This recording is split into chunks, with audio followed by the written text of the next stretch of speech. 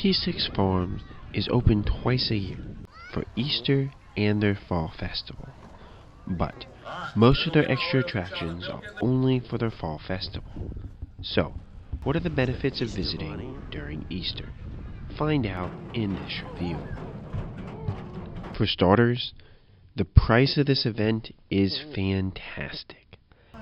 I refer to Holly Springs Farm as having the lowest price for an all-you-can-ride wristband at $15 for the state of Texas.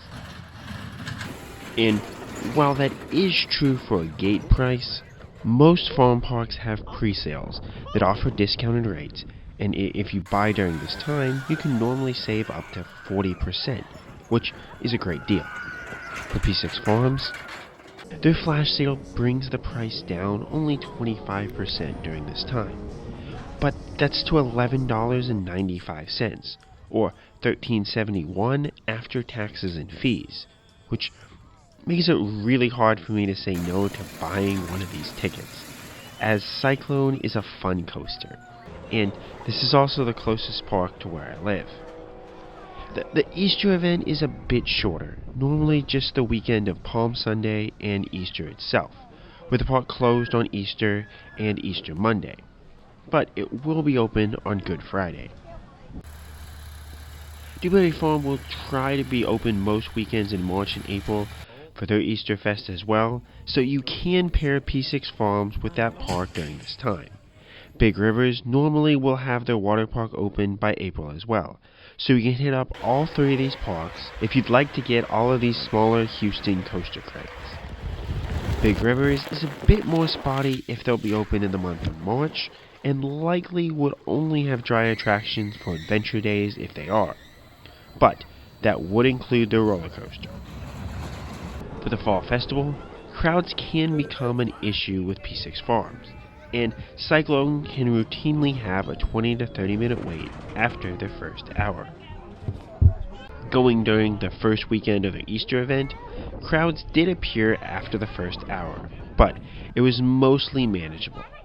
The park even found 8 other employees to ride Cyclone with me, just to make sure that there was a full train so that the coaster had a bit more to it, which is true. Cyclone is pretty weak and slow with an empty train, but it almost always runs with a full train due to the crowds at this park. Even when I rode slalom in Thailand, which does ban single riders due to simply being a valley risk, and me and my wife had an employee ride with us, they didn't round up extra workers to ride with us. And that's Thailand, which by design has about 30% more workers than necessary, at least from a Western perspective. Visiting on Easter weekend, you'll likely encounter slightly longer lines, as I had a full line for the Ferris wheel upon leaving when I left on my Good Friday visit last year. As for theming, there's only light Easter Bunny theming throughout the property. Most of the fall decor, like the fields and pumpkins, simply aren't there. The theming is cute, and it gets me in a family Easter mood, but it's just not a lot. But I did get to wave to the Easter Bunny, which was pretty neat.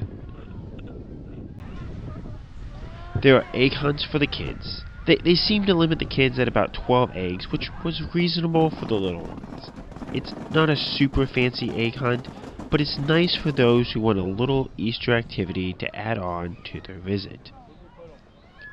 I do wish there was some type of Easter show. The pig races for the fall festival were packed, and it seemed kind of a shame that the stadium just sat empty during the Easter festival. The other activities largely remain the same.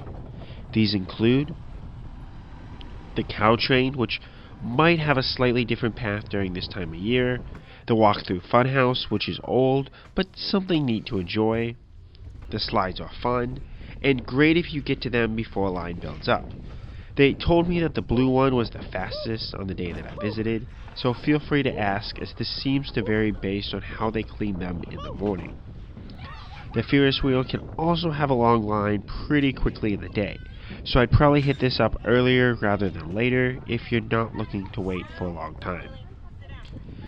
There are also animals in the barn, which is always just nice to see on afar. And on my Good Friday visit in March, this had baby chickens. There's the And chickens. those Chicken weren't there on my April chicks. visit in Chicken 2025 though. chicks. For younger kids, there's a few nice activities like the jumping pillow and 2 smaller kid-only rides. So, for the youngest guests, this park really has a neat and accessible lineup. For coaster lovers, their kiddie coaster is fun, with strong pops over the first 2 hills before really slowing down on the final 2 smaller hills. It's not great, but it is a solid kiddie coaster and always worth a visit from me every now and then. And I really do wish that Big Rivers had a coaster this good. With shorter lines, the coaster will routinely give 4 laps, and 3 laps when it is busier. Although the coaster did get down to 3 laps with a small line building up on my visit, I also saw it give 6 laps a couple times when there simply wasn't anybody waiting in line. So it just kinda depends on what the crowd levels are, especially this time of year. I also go into more detail on Cyclone in my full review of Cyclone in P-6 Farm. Overall, how good is visiting P-6 Farm during Easter? This is a neat outing for those looking for a family Easter event. Doubtlessly, churches or other places will be able to have more theming or Easter-specific events. But this is a great excuse to visit the farm. With a cheap pre-sale ticket, it is certainly worth visiting this event if you are in the Houston area, and should be on coaster enthusiast radar as a way to get the various smaller roller coaster credits around Houston. Of note, Holly Springs Farm, the 4th coaster around this part of Texas, only sparingly operated during the spring of 2025, so it might not be possible to pair P6 Farms with that park in future years, but it is something to keep an eye on as that park builds up the various offerings over the year. What Easter events and amusement parks do you enjoy? How likely are you to get out to P6 Farm? Let me know, and as always, Cupcoon Crap.